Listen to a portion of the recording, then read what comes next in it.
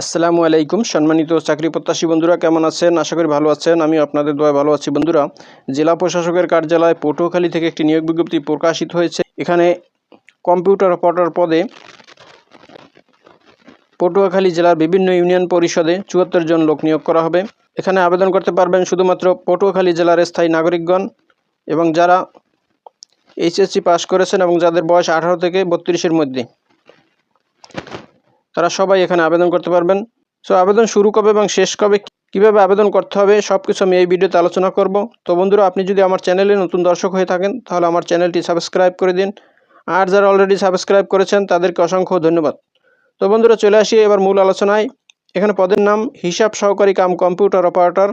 এই পদে ৭৪ জন লোক নিয়োগ করা হবে। বেতন দেওয়া হবে ৯,৩০০ টাকা থেকে 22,490 টাকা।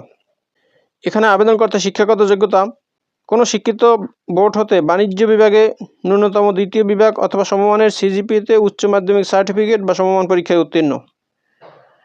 এছাড়াও কম্পিউটার প্রশিক্ষণ প্রাপ্ত হতে হবে। কম্পিউটার টাইপিংয়ে প্রতি মিনিটে বাংলায় 20 শব্দ এবং ইংরেজিতে 20 শব্দ লেখার দক্ষতা থাকতে হবে।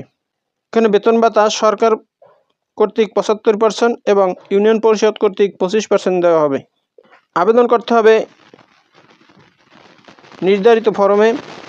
নমুনা ফরম www.potuakhali.gov.bd এই ওয়েবসাইট থেকে ডাউনলোড করে A4 সাইজের কাগজে প্রিন্ট দিতে হবে এবং সেই ফর্মটি নিজ হাতে পূরণ করতে হবে। আবেদনপত্র আগামী 26শে অক্টোবর 2025 তারিখের মধ্যে অফিস চলাকালীন সময় ডাকযোগে জেলা প্রশাসক পটুয়াখালী বরাবর পৌঁছাতে হবে। আবেদন ফি বাবদ 400 টাকা। জেলা প্রশাসক পটুয়াখালী এর অনুকূলে রূপালী ব্যাংক লিমিটেড যে কোনো শাখা হতে ইস্যুকৃত পে অর্ডার অথবা ডিডি অফেরতযোগ্য আবেদনপত্রের সাথে দাখিল করতে হবে। এছাড়াও আবেদনপত্রের সাথে আবেদনকারীর সদ্য তোলা পাসপোর্ট সাইজের 3 কপি ছবি, রঙিন ছবির পিছনে প্রার্থীর নাম লিখে 1 কপি ছবি আবেদনপত্রের সাথে নির্ধারিত স্থানে এবং 2 কপি ছবি অ্যাডমিট কার্ডের সাথে আঠা দিয়ে লাগাতে হবে। এছাড়া সকল শিক্ষাগত যোগ্যতা ও অভিজ্ঞতা সনদের কপি যদি থাকে তাহলে সেটি সত্যায়িত অনুলিপি আবেদনপত্রের সাথে যুক্ত করতে হবে।